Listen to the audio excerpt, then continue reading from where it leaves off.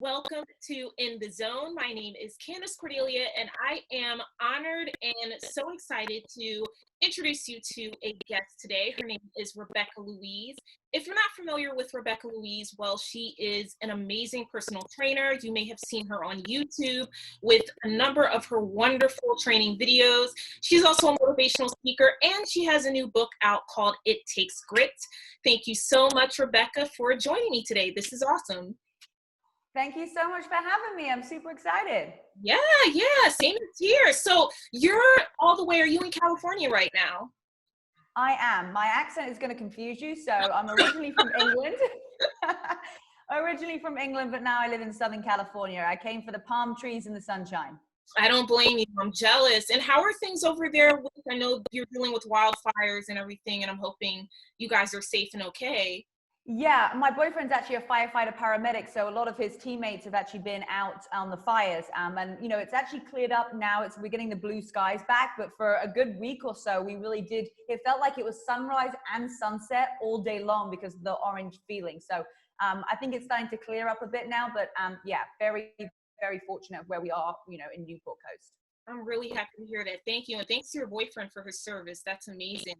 So let's just dive right into things. I mean, I personally am familiar with you during your time at Exit Daily when you were doing your workout videos. And that actually started my own personal journey working out at home. And since then, I've tracked your progress and you've come such a long way. And you're one of the premier YouTube fitness trainers and influencers. So for our audiences watching, I would love to know your journey in fitness. How did you start and what led you to becoming a personal trainer? Well, thank you so much for your support. I mean, Exit, everyone's like, you're the girl from Exit, you're the girl from that channel. So, I mean, it is an amazing experience that I've had. And originally I came to America to get my commercial pilot's license. And I thought, I wanted to travel the world. I wanted to see places. And I thought, being a pilot, like that's how I would be able to do it. Came to America, got my whole license, went back to England, did all the written exams. And then I realized I don't really see myself in an interview to be a pilot. And that's when it was like the wake up call to be like, this isn't exactly what you're going to do, but I'd fallen in love with Southern California because that's where I did my pilot's license. And I was like, I got to find a way to get back there. And so I managed to have a whole bunch of stuff on a resume that I put together to get a visa. It was really hard work. It took a lot of time, but managed to get myself a visa. And then as soon as I got into the States, I was like, I'm going to use my British accent. I'm going to go for auditions. Hollywood's going to love me. And I thought that it would be, super easy. Well, it turns out it's really not that easy. And there's loads of people with a British accent in Hollywood and Southern California. But what I did do was I got to work straight away and I went for an audition to be on a YouTube channel. I had no idea what YouTube was. I had always been around sports. I was a South of England field hockey player. I played soccer. I was in the athletics. I was, sports captain at school. So I always had fitness and sport in my body and growing up. And then when I got to be an audition for Exit, this YouTube channel, I was like, this is my one talent, talking and working out at the same time. I can do this all day long. And from that moment, I was like, this is what I was destined to do. So it's been an amazing journey. Wow, that's really cool.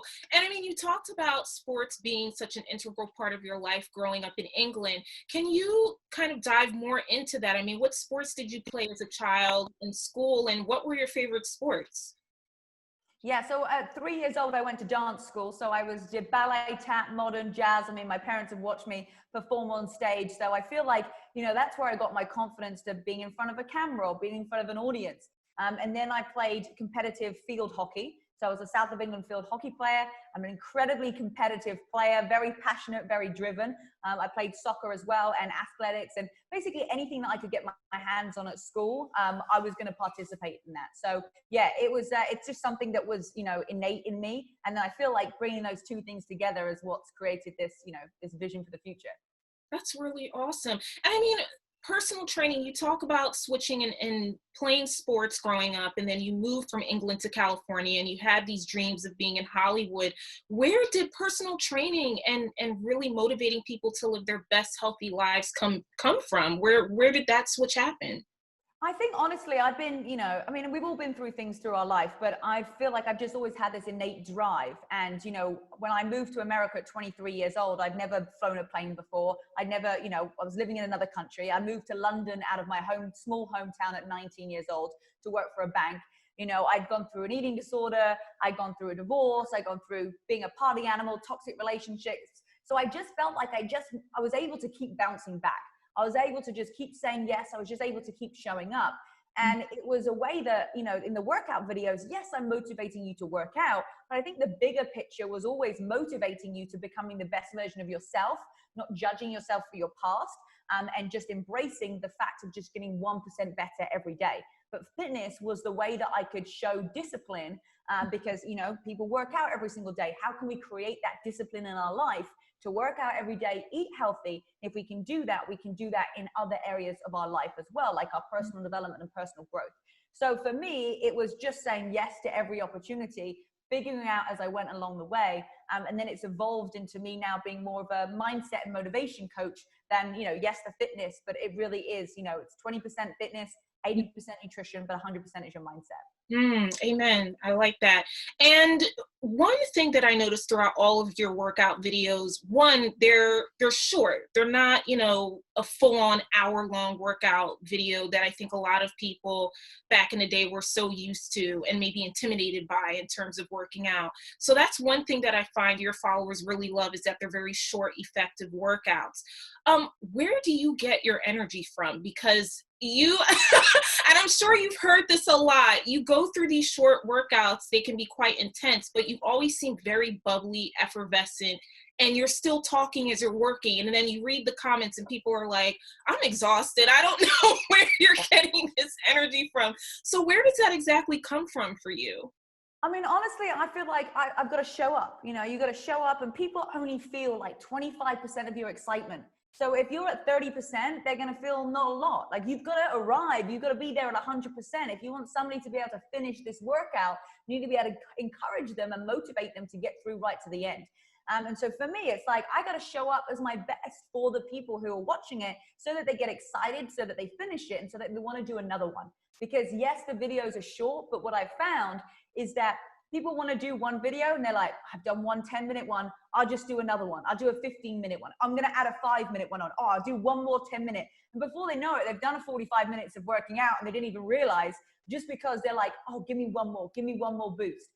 So I just feel like it's my duty to show up and help people, just give them that boost. Because most people, they're feeling down, they're feeling, anxious about something's worrying them. But if we can change your physiological state and get you excited about life, you're going to be excited about doing a workout as well. Mm-hmm. And in terms of showing up, I mean, we're in a global pandemic now, and a lot of us don't know when it's actually going to settle down, or when we get to a place where things seem back to normal. So I'm sure that you're getting a lot of comments and people hitting you up, talking about how they can be more healthier in this, new normal that we're living in. What's some of the advice that you've given people in terms of dealing with eating healthy, not being able to go out to the gym as much as they probably were used to, and boosting their immune systems during a global pandemic like this? Yeah, and I think we've all had to pivot. We've all had to pivot, and we've had to adapt. And, I was saying this at my event that I did the other week. I've got grid event. We had, 10 foot high, 120-degree LED screens. It was just unbelievable. And that was somebody's, question was, I'm suffering with anxiety because I don't know what's going to happen. And it's like, none of us do. But we can the only person that we can actually control is ourselves. We can't control who's in charge of the government or the rules or the regulations, right? And all the time that we're trying to wait for a plan from somebody else, it creates uncertainty within us, which most people don't like uncertainty. They like certainty, which is why people are struggling right now. So if we can just make a plan for our future and what we can do, therefore we're not going to be, worried about what's happening on the outside world, because we've got our plan. So if you're like, hey, my goal is to lose 10 pounds, great, go lose 10 pounds. Find a nutrition plan, find at-home workouts. If your plan is that you don't have a job right now, adapt, change, pivot, find something. Find your own plan, and then not even worrying about what's happening on the outside world, because progress equals happiness, right? If you're not making progress on something, you feel stuck, you feel unmotivated, you're unsure, and therefore you're not giving the best value out to the world. So you have to adapt and you have to pivot, and make a plan that's right for you and your future, regardless of what's happening on the outside world. And we keep hearing also about this 80-20 that you talk about, that a lot of personal trainers talk about. It's 80% nutrition and 20% exercise. In terms of the nutrition portion of it all, what are some of the tips that you have for people who might be really struggling with eating healthy? I mean, it sounds easier said than done, but do you have any advice in terms of the types of foods, meal plans, and things of that nature to help people start their journey into getting fit and eating healthier? Absolutely. And, for someone who struggled in their teens with eating disorder, wanting to be a size 0, I was down to 86 pounds. I mean, I'm 107 pounds right now, and I'm 5'2.5". So that's a very, very small weight. And I would say find something that you can maintain forever. Loads of people do different diets, or they do, different things that are what I like to call in fashion right now, but find something that you can actually do forever. And for me, it's eating a healthy, balanced nutrition plan, right? And it's not limiting yourself to, you can't eat carbs, you can't eat fat, you can't eat this, it's everything just in balance, right? So that's the first thing, is find something that you can actually do forever. Because if you go on a diet and you come off it, what happens? You go back to eating how you were before, and you're going to put that weight back on. If you just, feed your body good nutrition on a daily basis, right? And occasionally you have a treat here and there, you're going to lose weight, you're going to feel better, and you're going to be fueling your body with the right nutrition. So for me, eating a healthy breakfast is probably the most important thing, because it's going to maintain your blood sugar level. It's going to set you up for the day. So if you're skipping breakfast, your blood sugar is going to spike. If you're not, if you're not eating anything, you're going to get hangry. You're not focused for the day. Yes, obviously you consume less calories if you're only eating through a period of time, but then you've got to do that for the rest of your life. And I'm someone who wants to go to brunch with my girlfriends, and I want to be able to do this, and I want to be able to have flexibility. So I want to have a plan that's going to last forever. So healthy breakfast with your, your protein, your carbohydrates, your good fats, same healthy balanced meal for lunch and dinner, couple of protein snacks in between, lots of water, and boom, maybe one Oreo cookie here and there, maybe a glass of Prosecco once in a while. But you know what? Everything is going to be in moderation, and just find something that you can actually do forever. I mean, we have nutrition plans on our app, and you actually get your own personal coach so that they can actually help you with your own nutrition plan. Right on. And how does this advice adhere to it? I don't know if you have athletes that you help train, or people that are, at a professional level with that, or even just hobbyists that play sports. How does your advice link in with those types of people? Like, what do you actually tell them, or the athlete, in terms of eating right and exercising at an optimal level so that they can perform at the best that they actually can? Yeah, absolutely. And, my brother was a professional soccer player in England. So he played professional soccer for a couple of years. He then went to a Div 1 school out here and played soccer. So he's, the two of us, we have the same nutrition plan. He works with me, actually. He's one of my coaches, that we work, specifically to dial in the right nutrition plan for, somebody who is going to be, a cardio athlete, somebody who's going to be doing strength training. So, each client will come to me and they'll have a different goal. And obviously if there's an athlete that's, training 3-4 hours a day, we want to make sure that they're fueling their body the right amount of calories so that they actually have the fuel and the nutrition to do it. Are they repairing their muscles afterwards? Are they getting the amount of rest, the right amount of water? So everybody is completely specific to the person who needs to lose 100 pounds, to the athlete that needs to increase their endurance. So whether it's, adding in a pre-workout or some BCAAs, or something that's, a nutrition-based sports product that's going to help improve their performance. I mean, just me and my brother know how important it is, especially if you're an athlete, to feed your body the right nutrition, because it will change, the way that you play. It will change your recovery time. It will change, how you're able to show up for training. So, those things are very, very specific to the individual, which we love doing too. Sure. And we're talking about nutrition and feeding your body the right foods and all of that good stuff. What are your thoughts on fad diets? I mean, we're seeing a lot of different diets now, probably more than we ever have. Keto is super popular now. We're talking about veganism and vegetarianism, Mediterranean, all these different diets. Where does that fall into your practice and your belief? What do you think about that? And if anyone comes to you and says, I want to try this diet, do you do a certain assessment before even giving them the right advice? Or do you just think that it's okay if someone wants to be vegan to just say, okay, try vegan and see how it works for you? I mean, I'm only going to be able to share and teach what I know. So I'm not going to go out and say, do X, Y, and Z. If you want to do this, I know how to do that. I don't. I know my own results. I know that, I dropped 6% body fat, gained 5 pounds lean muscle, gained a ton of energy, completely changed my eating habits, completely changed my mindset. What you don't realize is that food dictates how your brain is as well. And I would say that, my nutrition plan does make me feel, it makes me feel incredible. So I want to help other people with the same thing. So yes, there's loads of fad diets out there. Whatever works for you. If you're like, hey, I've got a system, it makes me feel great, amazing, no problem. You do you. I'm not dictate, you should have to do this and you have to do it my way. It's whatever. But you want to find something that you can do for a long period of time and that that you're feeding your body the best in nutrition. If it's something that you can maintain. Because if you're like, oh my goodness, I could do that for 3 weeks and then I'm kind of going to change and do something different, that's when you have the problem, right? That's when you have a way that you're just not following through and living a healthy, balanced life. So there's loads of diets coming in right now, but maybe they've only been around for a couple of years, maybe 5 years, and we don't even know the side effects of what would happen after somebody being on it for 20, 25 years. So for me, I'm just healthy, balanced nutrition, feeding your body 6 meals a day, 3 big meals, 3 snacks, and adding in a couple of supplements here and there. Nice. And what does a typical day look like for you as a personal trainer? If you could just talk to us about what you do, down in Southern California, what your day looks like, what your schedule probably is. Do you find yourself busy sometimes and then a little break here and there? We would love to know that. I mean, honestly, 6 months ago, I think I found out, that, everything was shutting down around the 15th of March. And I was actually supposed to be climbing Mount Everest in May. So I was actually supposed to be summiting, and I had done my training in Ecuador. I'd done my training in the Alps, and I'd got my full suit. I was going to the top. I was going to summit Mount Everest. And I was going to take my book up there, my book, It Takes Grit. And I was like, what? This is the thing that I wanted to do to show the grit that it takes to where you want to be in life. So, that was my vision. And what my schedule was like was train, eat, and sleep. Train, eat, and sleep. That's all I was doing. I mean, I was doing a little bit of, my work here and there, keeping up on social media, tracking my journey, but I wasn't doing, loads of podcasts. I wasn't doing lives. Like, I wasn't doing anything because this was my one shot. And Everest is not an easy thing. I needed to gain some weight. I needed to gain calories. I needed to not burn too much stuff off. And so that was my schedule. But all of a sudden, we're not going to Everest anymore.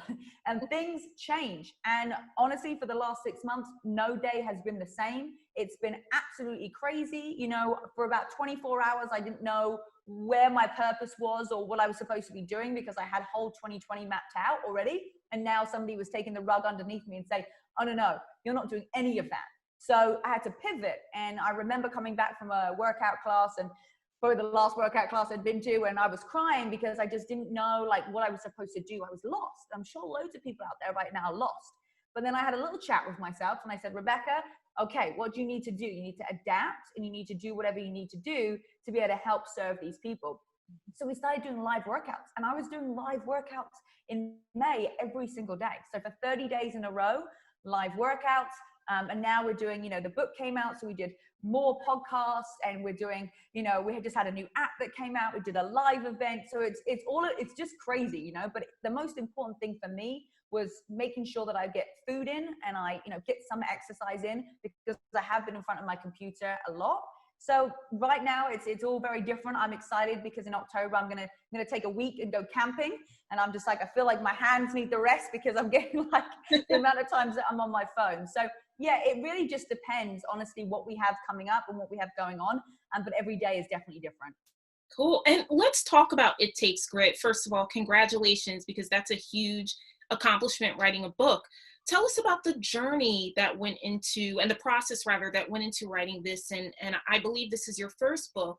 Do you also find that you'll write more in the future as well? Yeah, so I think it was March 2019, I had somebody come to me and they said, we think you have a book in you. There's a book in you. We think that you have, something. And I was like, great, I've definitely got a lot of information in my head. I can talk for England. So we've definitely got some content there. And so, I was introduced to a book agent and I pitched them an idea that I had, and they went for it. And what's funny is in my whole career, nothing is ever that easy. Nothing has ever been this easy as this book thing. I don't know what it was, but I've had grafting so hard about going for this audition, not getting it, things just not working out. But I pitched this idea and they loved it. And I actually then flew to New York and I met with a couple of different publishers. And I managed to, a couple of people were like, yes, we're interested. So it was amazing. And then I got to work. And I just, honestly, I think I wrote the thing in about 2 months, because I just had, that was my plan, is like every day I would write for 4 hours, because I was like anxious to get it on a piece of paper. I was like, I need to get this out, almost like as I was going to forget. I'm not a procrastinator at all. Like there's nothing, I'm like, okay, I'm writing a book and I'm going to finish it. And then it went through an editor, and she kind of helped me refine it, because, I'm a great writer, but my spelling is absolutely terrible. I'm completely dyslexic at spelling. And then we got that final draft that came around Christmas this year. And, the book came out in September. So it's a real, from, the start to the end, I think it's, 18 months. So 18 months been waiting for this book to come out. And the feedback that I've had so far is just unbelievable. I mean, the thing is that people are saying is light bulb moments. So many just little one-liner things that are like, oh my goodness, I didn't realize that this was what was holding me back. I didn't realize that my mindset and my way that I was thinking was stopping me getting to where I wanted to be. So I'm really excited. Who knows if I'm sure there's going to be more books. There's always more things that I'm learning about myself and how I can help other people. So I'm sure that this is just the beginning. Yeah. And I mean, I saw the pictures of your event that just took place. You look fantastic. It seemed like it was a hit and people are really responding well to this. So this seems like an all-around success for you.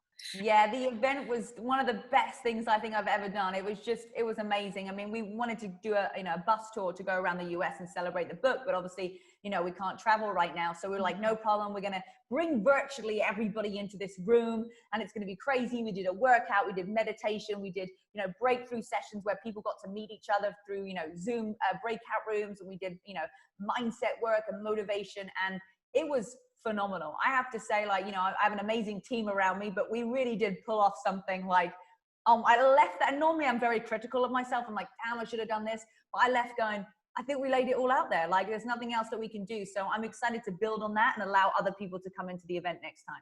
Mm-hmm. And one thing that I noticed about especially now during the pandemic, your videos, is that you're putting out more content geared towards children. Is that something that you see yourself doing even more of? And how has that experience been?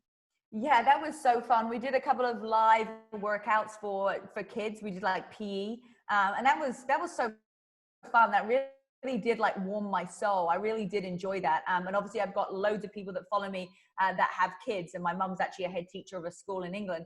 And so, yeah, I absolutely love that. I don't know where it's going to evolve to for 2021, but I would definitely like to do some more stuff with children, because that was super fun. It was so cute. It was so sweet.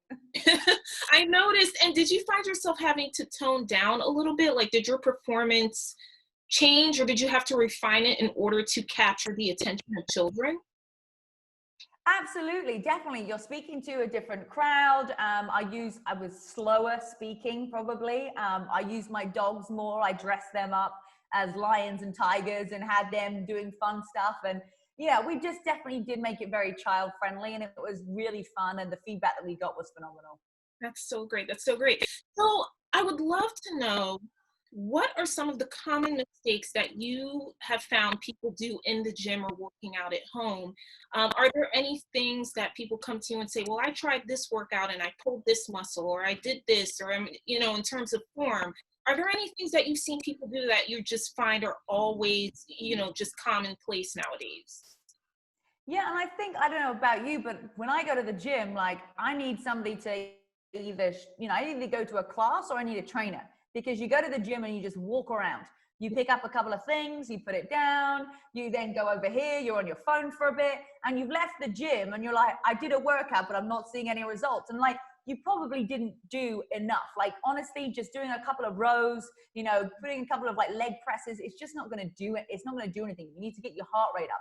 So you need to have a set schedule of what you're actually going to do. So you need to write down, I'm going to do this many reps. I'm going to have this amount of reps.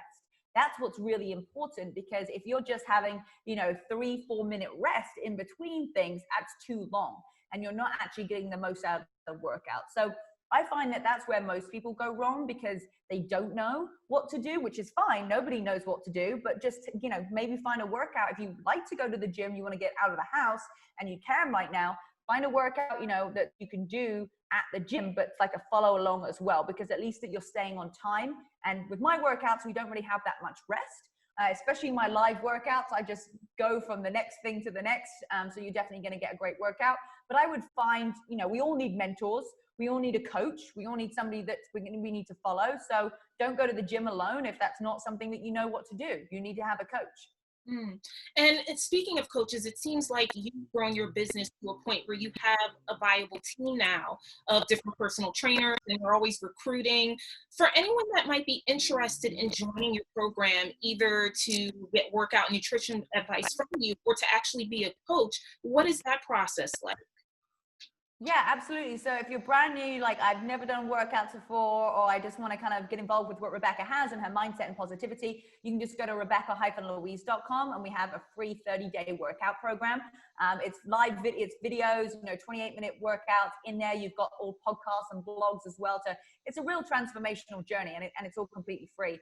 And then if you're like, hey, I really want to, be part of what Rebecca's doing, we have an amazing app called BTES, which is Burn, Tone, Elevate, Strengthen, which really just represents what our community is all about. So there is the fitness part in there. There's also the nutrition. There's also a mindset section in there as well, with meditation and mindset programs. And then if they're like, hey, I want to link arms with Rebecca, we have a section on the website, Rebecca-Louise.com. You can click on careers, and you can join one of our calls that we have where we share a little bit more about what we do with our coaches.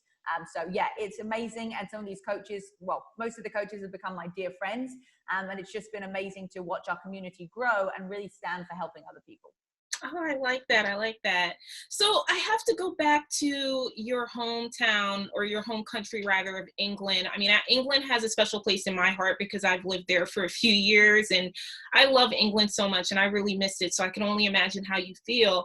I've noticed that there's a real boom in fitness and healthy eating and living that's happening in England over the past, I want to say, 5 years. What are your thoughts on that as well? Because you're from England, and I'm sure, you've seen that transition also.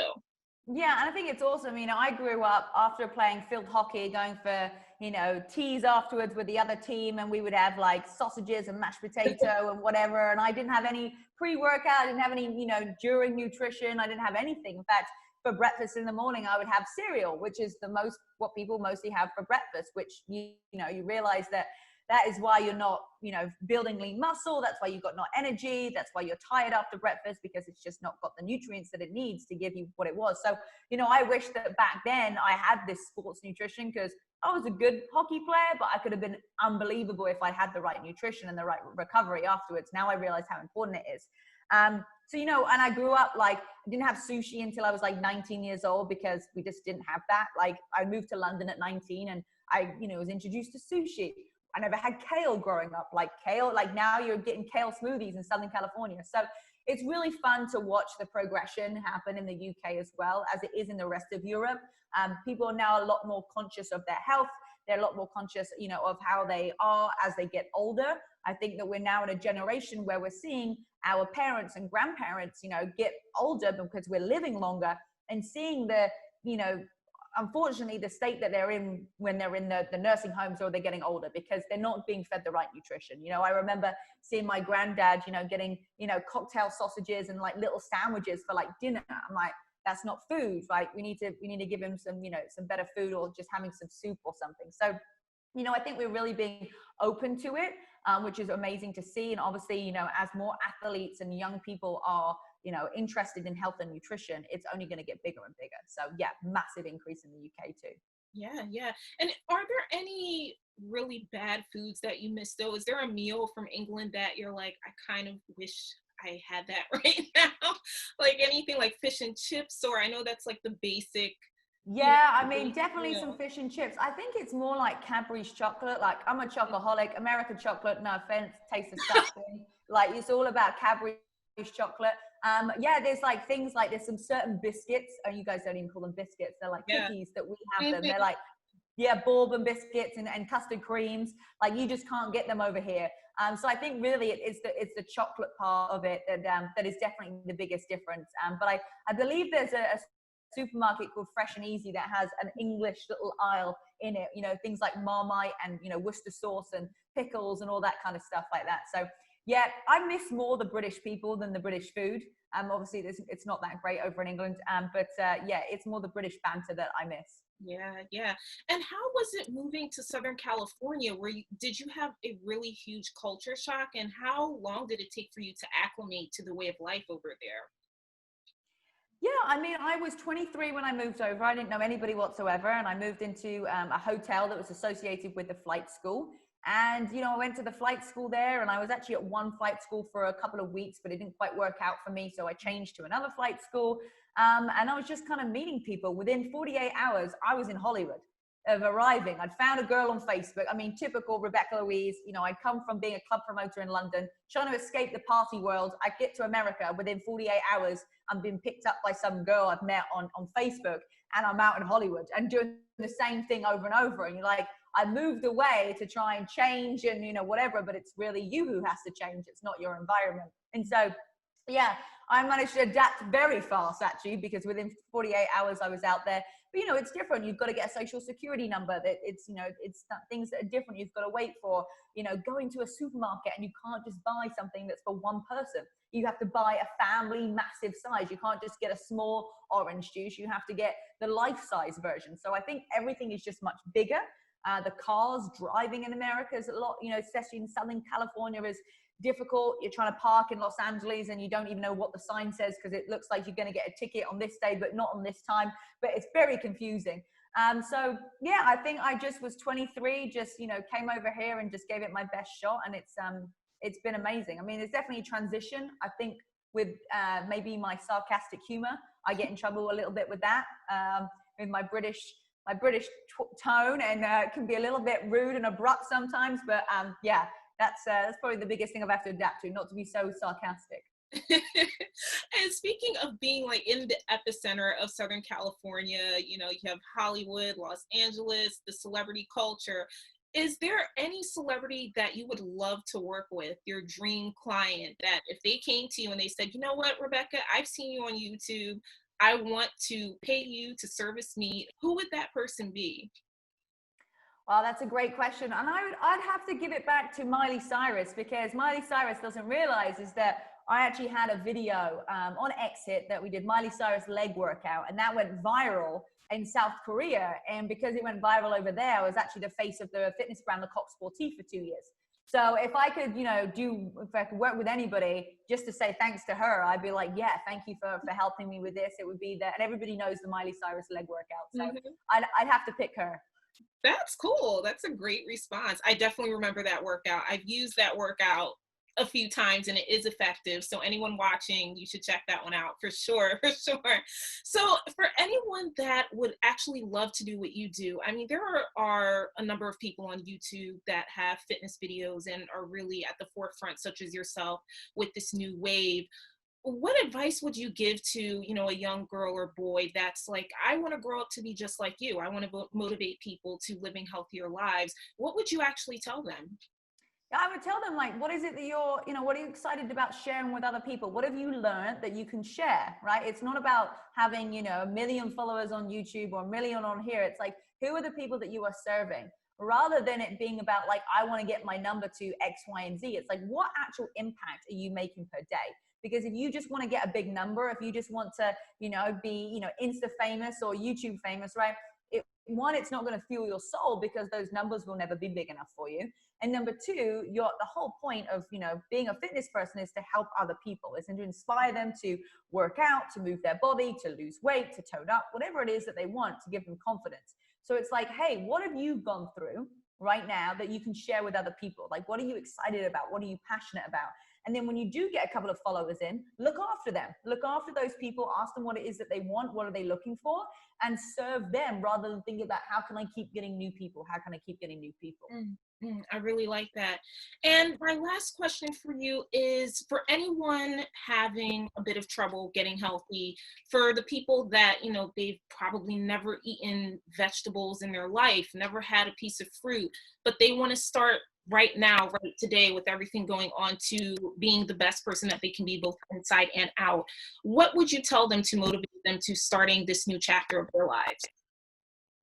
Well, first of all, you need to find a coach. You need to find a coach that's going to be able to help you do that and give you the plan. And then second of all, you need to really want to do it. You know, you can drag a horse to water, but you can't make a horse drink the water. It's up to you. So if you really do want to make a change, right, it's your choice. You can. You know, you have to take 100% responsibility with zero excuses.